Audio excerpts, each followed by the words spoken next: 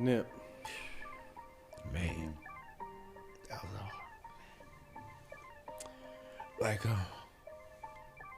just, how good brother was. Nipsey's crew came through the timeline with pure chaos that lit up IG Live like a movie. 1 minute, everything was chill, smiles, good vibes, people showing love. Then out of nowhere, the whole stream flipped and everyone watching froze in shock. Nobody expected it to get that wild, but what was hiding underneath the surface was even more intense. Some real happened, When Nipsey's affiliates hit that IG Live, it looked like just another hangout, until it wasn't. The chat exploded, thousands pulled in, and the energy switched fast. Faces went serious, voices dropped, and you could feel something heavy creeping in. People started typing nonstop. I didn't have no idea of any of that. I know they said he was a Rolling 60, but that's not what he is now. What's going on? Did that just happen? The comments were flying faster than the stream could keep up. While everyone was focused on what they thought they saw, the real story was already brewing in the shadows. Something was moving quiet, and it's deeper than anyone expected. Today, he's a celebrity. I took a picture with a celebrity. I met him once, took a selfie. There are some things in Los Angeles you just don't mess with. No questions asked. Certain symbols, memories, and legacies run so deep in the streets that disrespecting them is like asking for a storm you don't want coming your way. And when we talk about Nipsey Hussle, the legend, the icon, the neighborhood hero. I feel like I get judged and scrutinized everywhere I go based on the way I look and the way I talk. So look, brother to brother, tell me, do you feel like you have to? We're talking about somebody whose name carries real weight. Nipsey wasn't just another artist. He broke barriers, brought people together, and became a symbol of hope for an entire city. Do things alter the way you look and the way you talk to appease people, or you keep it one powwow with them and yourself? His face on those murals ain't just paint. It's sacred to the people who lived and breathed the same struggle he came from. So what happens when someone crosses that line? What happens when a person, whether through straight up arrogance, clout chasing, or just not knowing better, decides to deface one of the murals honoring Nipsey?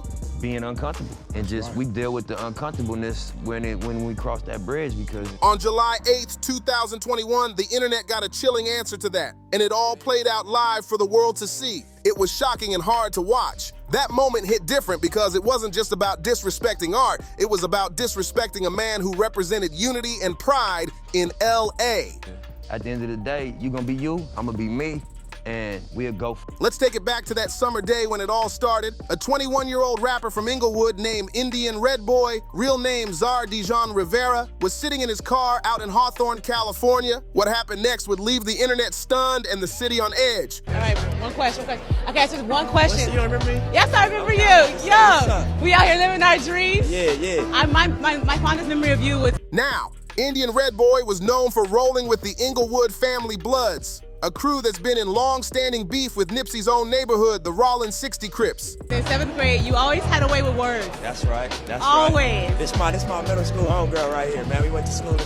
Markham Middle School babies right here. Right, man. you know, South. If you know anything about LA street politics, you already know that connection alone carries heavy tension. But here's the twist. Indian Red Boy wasn't the one who disrespected Nipsey's mural himself. Central hold it down, but I have to ask you this question. Yeah. With everything with designers, with the Prada and the Gucci, you were a man about solutions and you know about the retail game. That move came from his close friend, a dude known in the streets as Baby Capone. Back in May 2021, Baby Capone went too far. He vandalized one of Nipsey Hussle's murals in Inglewood, tagging it up with red paint and the words "Victory Lap," followed by HBD, turning a tribute into a clear diss that shook the whole city. And get this, that wasn't even the first time it happened. You understand the game in general. If you could talk to the creative teams right now, what would you say to them? Y'all tried it, man. Y'all tried it. We don't like that. Earlier that same week, another Nipsey mural got hit, leaving fans and locals furious. Someone was clearly trying to provoke something big, pushing limits that should have never been touched. See, in LA, these murals aren't just street art, they're sacred ground. We don't respect that, but also just to our people, we got enough resource, we got enough influence, we can make our own Gucci, we can make our own products, and we got them, you know what I mean? Right. Each one stands as a reminder of what Nipsey built, a man who rose above gang lines, who invested millions back into his people, who opened doors for others to dream bigger. These murals represent legacy, love, and respect. So when someone defaces that, it's more than graffiti, it's a shot at everything Nipsey stood for. And check this out. see what you got on right here. Zoom in on that plane, man. Ow. That's what we gonna rep. You know? Black designers, black creation. Thank you so much. Always Support. love. Good to see Always you. love. Good to see you. know. Congratulations on your nomination. Nipsey himself once spoke about what it really meant to come from his background and carry that kind of weight everywhere he went. He talked about how people judged him just for the way he looked and talked. Here's what he said. As a black man, I feel like I get judged and scrutinized everywhere I go based on the way I look and the way I talk. Then the interviewer asked him straight up, brother to brother, do you ever feel like you gotta change how you act or talk just to fit in? Or do you keep it real with yourself and with them? And Nipsey's response, nothing but pure truth and confidence. Bro, you gotta get your shit together. You can't hop out on no grown man, put a camera in his face with your teeth fucked up. You feel me? Get your shit together. I'm not from this old funny world you from. I'm not from this world you from, bro. Okay. I don't go by these rules, homie. Okay. And I've been to jail. He stood 10 toes down, never switching up who he was, no matter where he went. That's what made people respect him. His authenticity, his pride, and his refusal to compromise his identity. That's exactly why those murals mean so much. They're not just paintings, they're symbols of staying true, of pushing through judgment, and of standing tall for your community. So when someone disrespects that, it's not just a shot at Nipsey's image, it's a hit to everything he stood for and everyone who loved what he built. That July evening, Indian Red Boy was just living a normal day, chilling in his car and talking on Instagram live with Baby Capone, two friends laughing, not realizing that moment would take a dark turn and change everything. Yo, that don't threaten me, bro. Trust me. If I had a bad day, I'd have tested your jaw. Okay. And I'd have got my homegirl to test your jaw. Okay, and so y'all gonna go to jail and you just said you've been before. I ain't tripping on jail. I trip on respect. Okay. I'm willing to die behind mine, let alone go to jail. Okay. The clip that spread across social media almost instantly showed a moment that left everyone speechless. Shots ripped through the car windows out of nowhere, and reports still can't agree on the exact count. Some say around 10, others say closer to 16. But one thing everybody agrees on is that it was a targeted attack, and it was caught live for the world to see. What would you say has been your biggest mistake? My biggest mistake in music? Anything that you feel like I could have handled that situation better, but I'm glad I went through it. Not trusting my instincts. Sometimes, you know, I would, and not to sound sexist, but even just as a man, we so. Viewers were in total shock as the scene unfolded. A tragedy playing out in real time. People couldn't believe what they were witnessing. Emergency crews rushed in, but by the time police arrived, it was already too late. The young rapper, just 21 years old, lost his life that day. His dreams, his grind, everything he was building, gone in seconds. Logical, and we so driven by logic and so driven by facts that sometimes we can't move without facts. But if you got trust in your gut and you got trust in your instinct, and you learn that as you grow older and you mature, that sometimes you don't need facts. You could just go off your gut and how you feel about things. Authorities confirmed soon after that he had been specifically targeted, linking the situation to ongoing gang tensions. Investigators also began looking into previous videos where Indian Red Boy had allegedly dissed rival sets online. And that's when things really started to click for everyone watching from the outside. Damn. You know what I mean? So just being confident in, I don't need confirmation. If I feel it, I trust how I feel. I know my intentions is pure. My instincts is like connection to a higher understanding. You don't need the facts all the time. Just go off how you feel. And so I think that I've learned to listen to my gut and my instincts more and be confident in making decisions off of that. The message behind all of it couldn't have been clearer. The streets don't forget. Every action, every post, every word can come back around, especially in a city like Los Angeles, where loyalty, legacy, and respect run deep. It was a harsh reminder of how fast things can turn and how real the consequences are when old rivalries and new attention collide. That Instagram live clip spread like wildfire across YouTube and every social media platform you can name.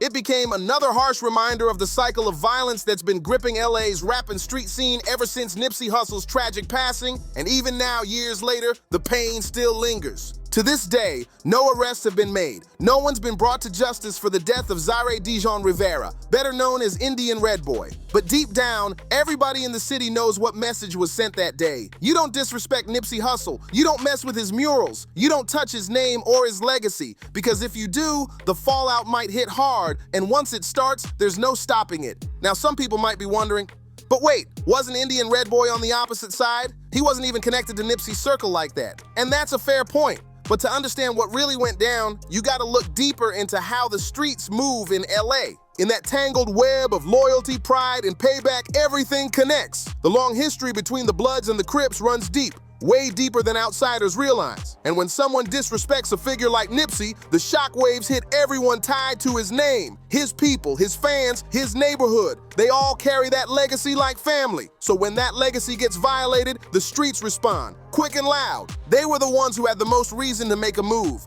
The ones watching every play, staying patient, ready to act on anyone who disrespected the name of the man they lost. This wasn't just some random street incident. This was a message, loud and clear. It was LA's way of saying that Nipsey Hussle's legacy would be protected no matter what. Nobody was gonna let his name fade without a fight. But here's where things get even deeper, because this story doesn't stop with Indian Red Boy, not even close. What's coming next dives straight into the heart of how loyalty, power, and money mix inside hip-hop's most unpredictable circles. See, when empires fall apart, secrets start spilling. And that's exactly what's been happening lately. If you've been keeping up with hip-hop news in 2025, then you already know the Nipsey Hussle story has taken a shocking twist that nobody saw coming. It's filled with accusations, whispers, and theories that have changed the way people look at everything surrounding his passing. And right in the middle of all that chaos stands one man, Eugene Henley Jr., better known in the streets and the industry as Big U. His name keeps coming up whenever people talk about Nipsey's rise, his connections, and the powerful forces moving behind the scenes. For anyone who doesn't know how deep Big U's role goes in Nipsey's come up, it's time to break it all down.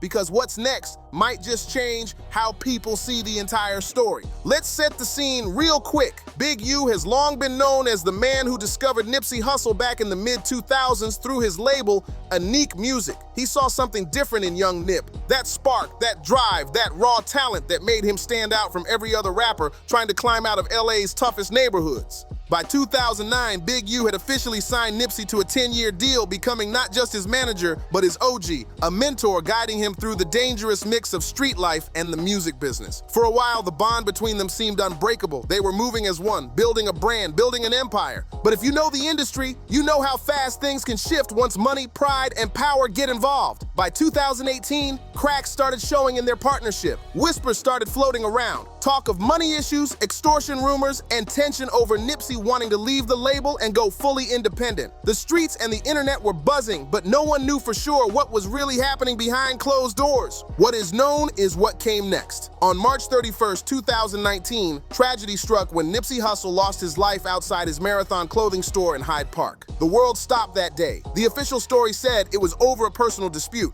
that Eric Holder had approached Nipsey and opened fire, ending the life of one of LA's most respected voices. But even now, years later, people still question what really went down and who might have been pulling the strings behind the scenes. To really understand how heavy that day was, you gotta hear it from someone who was right there when it all happened. Kerry Latham, a 56-year-old man who had just finished a 25-year prison sentence, was standing right beside Nipsey when tragedy struck. He wasn't there for business or anything wild. He just came by the store to grab a t-shirt and listen to how he described that moment. It was all bad. Just 4 words, but they hit like a ton of bricks. Latham didn't walk away untouched either. He got caught in the crossfire and ended up with life-changing injuries. He's been in a wheelchair ever since, carrying both the physical and emotional weight of that day. But what happened next made everything even crazier. After surviving that ordeal, after losing someone right next to him, Kerry Latham was arrested, yes, arrested, for supposedly violating parole. And the reason? Because he was in the presence of a known gang member, referring to Nipsey Hussle himself.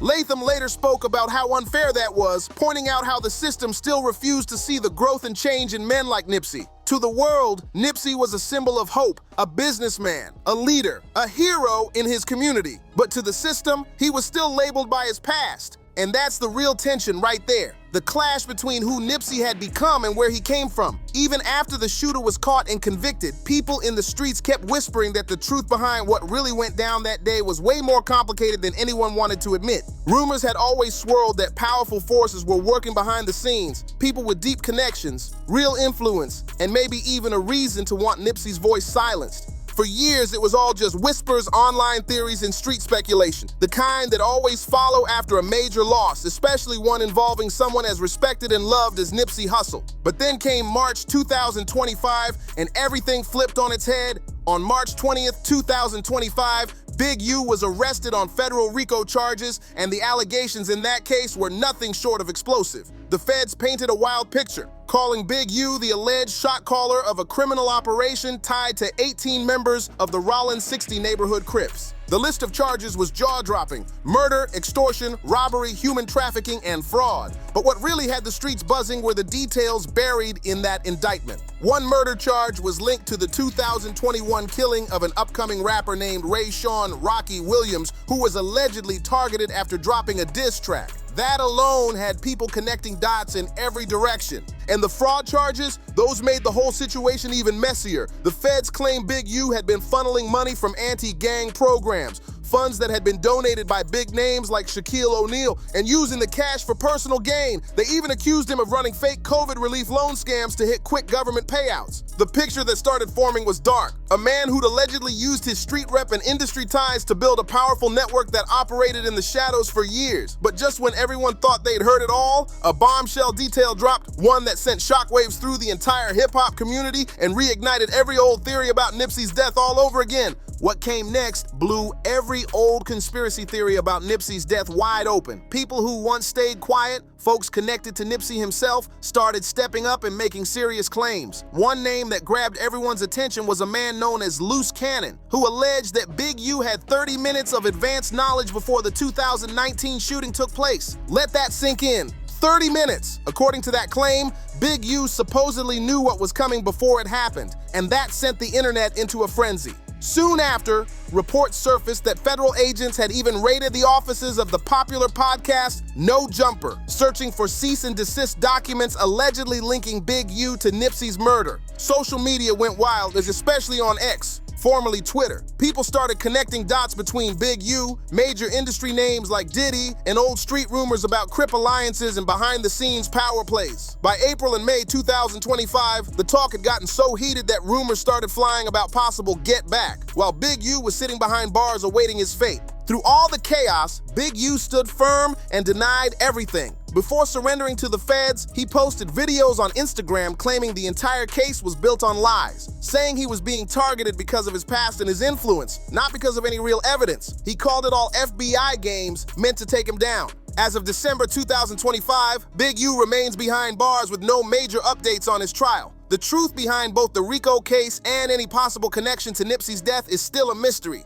But one thing's for sure, his arrest sent shockwaves through hip-hop and the streets alike, leaving everyone questioning just how deep this story really goes. For real, Big U's downfall sent shockwaves through the culture, leaving people questioning just how deep the ties between LA's rap game and gang politics really go. It's forced everyone to face some uncomfortable truths about how many of the same people we celebrate in hip-hop might have darker, more complicated connections behind the fame. Meanwhile, Nipsey's family hasn't stopped for a second. They've been working non-stop to keep his legacy alive, not just through his music, but through his message and movement. His brother, Black Sam, real name Samuel Asghedom, has stepped up as the true guardian of everything Nipsey built. As a fellow Rollins 60s member and Nip's closest confidant, Black Sam has been holding it down, managing the Marathon clothing, expanding into real estate, and developing media projects that tell Nipsey's story the right way. Now in 2025, Black Sam is co-narrating an upcoming docuseries titled Hustle, a 5 to 7 episode deep dive into Nipsey's life and legacy. The series features never-before-seen family footage, including rare clips from Nipsey's very first studio session when he was just 12 years old. It's expected to drop in 2026 and promises to show the side of Nip that only his family truly knew.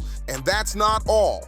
Black Sam has also confirmed a posthumous collab album between Nipsey and LA rapper Bino Rideau. The project was nearly 80% done before Nip's passing and is now officially finished, packed with unreleased verses that fans have been waiting years to hear. Back in March 2025, Black Sam even made headlines after confronting rapper Rockstar 2800 at the grand opening of Marathon Burger in Inglewood for filming without permission. It was a bold reminder that the Hussle legacy isn't just history. It's still active, still protected, and still inspiring the city every single day. That moment made it clear, Black Sam isn't playing when it comes to protecting his brother's name and legacy. He's keeping full control over everything tied to Nipsey's brand. No exceptions, no negotiations. And through all of it, Roc Nation, Jay-Z's powerhouse entertainment company, has stayed locked in with the family, continuing to show unwavering love and support. In interviews from July 2025, Black Sam described Roc Nation's backing as a lifeline.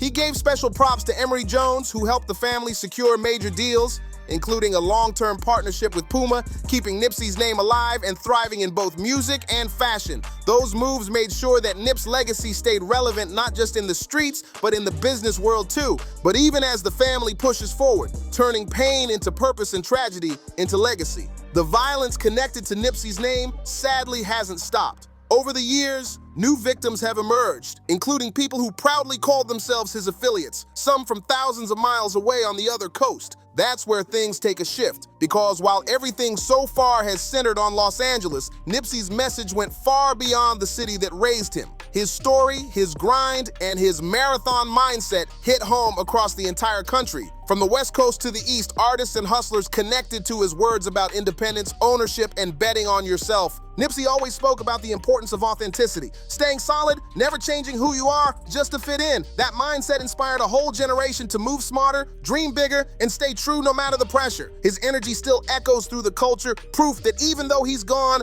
the marathon continues louder than ever. Nipsey's whole philosophy was simple. It's better to be uncomfortable than to be fake. That mindset, that realness, inspired artists from every corner of the country to align themselves with his vision. Even rappers out in New York City started carrying the same energy, pushing authenticity, community, and self-made success. But sadly, that same influence has once again been tied to another heartbreaking moment.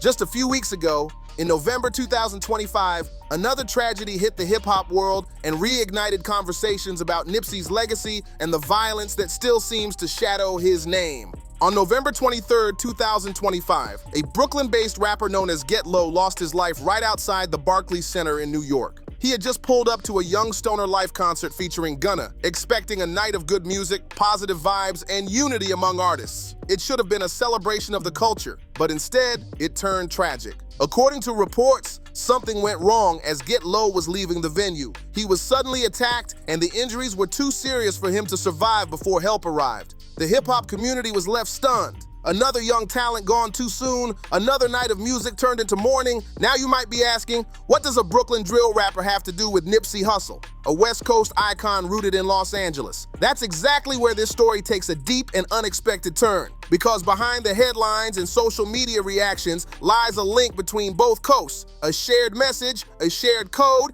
and the same dangerous loyalty that's claimed too many lives on both sides of the map. Several hip-hop blogs and social media pages started calling Get Low a Nipsey Hussle affiliate, but not in the business or bloodline sense. It was something deeper than that. Get Low wasn't tied to Nipsey through contracts or family. He was connected through principle. He lived by the same mindset Nipsey preached: independence, authenticity, and ownership. Throughout his career, Get Low paid tribute to Nipsey in his music, dropping bars that mentioned the marathon mindset and showing love for LA culture, even though he repped Brooklyn. He made it clear in interviews and verses that he looked up to Nipsey as a blueprint for doing things your own way. Reports say Get Low even attended multiple Nipsey tribute events in New York and built ties with East Coast artists who shared that same independent hustle energy. He was part of Brooklyn's growing drill scene. But unlike many others, he leaned toward that West Coast style business mentality, investing, building, and staying real without selling out to the industry machine. For him,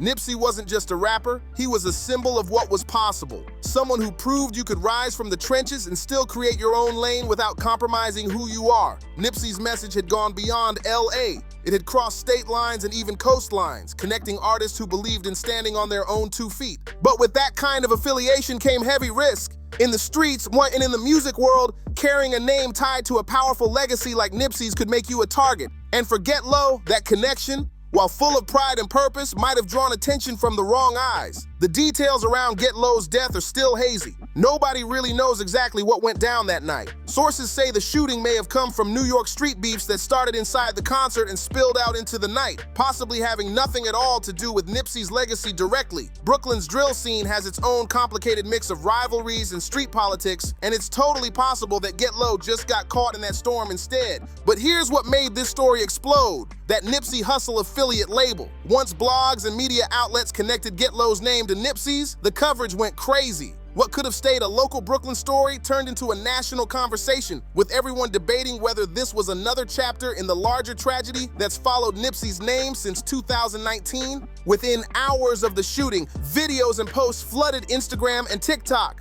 There wasn't any live stream footage of the actual attack like in the Indian Red Boy situation, but the internet was filled with shaky clips of the aftermath, people running, sirens in the background, and emotional reactions from concert goers who couldn't believe what had just happened. Social media lit up with speculation, rumors, and theories, everybody trying to piece together what really went down and why. News outlets jumped on it, hip-hop pages reposted nonstop, and within a day, Get Low's name was trending nationwide. As of now, the investigation is still open. With no suspects officially named, his family and friends are left grieving, mourning a young artist who never got the chance to see his dreams come full circle. It's a heartbreaking reminder of a pattern we've seen far too often, a cycle of violence cutting short lives filled with promise, while the culture keeps asking when it'll finally stop. It's a hard truth. In hip-hop, the line between fame and tragedy is razor thin. But if we zoom out for a second and really look at 2025 as a whole, Nipsey Hussle's legacy hasn't just been about loss. There's been light, love, and strength shining through the darkness. Moments that prove his impact is still alive and growing every single day. One of the biggest projects keeping that spirit going is the upcoming Hussle docuseries, a massive effort to tell Nipsey's story the right way. No gossip, no wild conspiracies, just truth, told through the voices of the people who really knew him. Heavy hitters like Jay-Z and Kendrick Lamar have already sat down for interviews, helping shape a story that highlights both the struggles and the victories that define Nip's journey. In September 2025, Nipsey's longtime friend and collaborator Jay Stone praised Kendrick's GNX music video for paying tribute to Nipsey, calling it healing. It was a beautiful reminder that even 6 years after his passing, Nipsey's message still inspires some of the biggest names in the game and still reaches new generations hungry for authenticity. Then there's Lauren London, Nipsey's longtime partner and the mother of his son Cross. She's chosen to keep a low profile throughout 2025, focusing on peace, privacy, and anti-violence work. Instead of doing endless interviews or social media posts, she's been honoring Nipsey's legacy through quiet action, giving back to the community and protecting her kids from the harsh spotlight that never seems to fade. Reports say Lauren will appear in the family segments of the docuseries, giving a rare glimpse into their shared life and what Nipsey meant to her. Her silence isn't distance, it's strength. It's a reflection of what Nipsey stood for: purpose, protection, and pride in family. Even after everything, she continues to carry his legacy with grace and love, proving that the marathon isn't just a slogan, it's still running strong. Bino Rideau, the LA rapper who was closest to Nipsey on a creative level, has been getting major recognition lately as the posthumous collaborative album moves closer to release. It's a bittersweet moment, built from studio sessions that ended way too soon, but it also stands as proof of the powerful creative bond those two shared. Every verse, every beat feels like a continuation of what Nipsey started, and fans can feel that energy loud and clear. So what can we really take from all this? The violence, the rumors, the conspiracy theories, all of it? Maybe the biggest takeaway is something Nipsey once said himself in an interview not long after one of his close friends passed. His words cut through all the noise and hit straight to the heart of the matter. Pure truth. Damn! That one word carried more emotion than a whole speech. It summed up how his community felt, the pain, the loss, and the exhaustion of watching another bright light get taken too soon. Then he spoke on all the wild theories and rumors that started spreading after tragedies like his. Yeah, and then I got to watching everybody. That line hit different, because that's the realest take you'll hear. While everyone gets caught up chasing headlines and theories, the truth stays simple. Real lives were lost, real people are hurting, and families are still healing from the pain. The violence that took Nipsey Hussle, Indian Red Boy, and Get Low isn't just news, it's a reminder of how fragile life is in a world where fame, loyalty, and danger mix too easily. And through it all, Nipsey's message still stands tall. Stay authentic, stay focused, and keep the marathon going. No matter what, it's not about secret government plots or hidden masterminds, fam. It's way deeper than that. What's really behind all this pain and loss are the systemic problems that have been weighing down communities like South LA for generations. Poverty, limited opportunity, and cycles of trauma keep looping over and over, trapping people in the same struggle their parents and grandparents faced. Nipsey understood that completely. That's why he dedicated so much of his life to building real change where he came from. He wasn't just talking about success, he was creating it. He built businesses, opened doors, and gave young people another route besides the streets. His vision was bigger than music. It was about empowerment, ownership, and breaking the cycle for good. And if you think back to what Kerry Latham said, the man who stood beside Nipsey the day everything changed, it hits even harder. After serving his time and surviving that tragic moment, the system still came for him.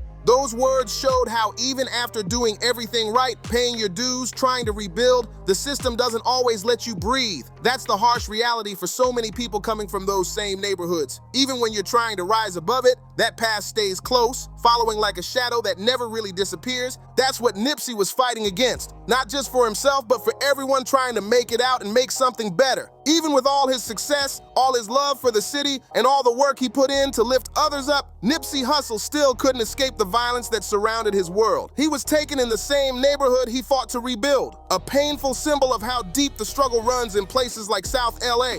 The real question isn't just who pulled the trigger or why these tragedies keep happening, it's bigger than that. The question we should all be asking is, will society ever confront the root problems that make stories like these feel almost inevitable? Nipsey tried to fight those problems every single day through business, mentorship, and by showing the next generation that they could own their future instead of being trapped by it. Now his brother Black Sam is carrying that same mission forward, keeping the marathon alive in every sense of the word. And maybe, just maybe, if we honor Nipsey's legacy not only with murals, lyrics, and tributes, but with real investments in the communities he cared for, then one day, this cycle might finally start to break. But until that day comes, we'll keep watching, learning, and speaking truth to what's really going on out here. So what do you think? With everything that's been flooding the internet lately, are we finally getting the real story or just what somebody wants us to see? Drop your thoughts down in the comments, and if you're rocking with this breakdown, like, share, and subscribe for more deep dives just like this one. The marathon continues, always.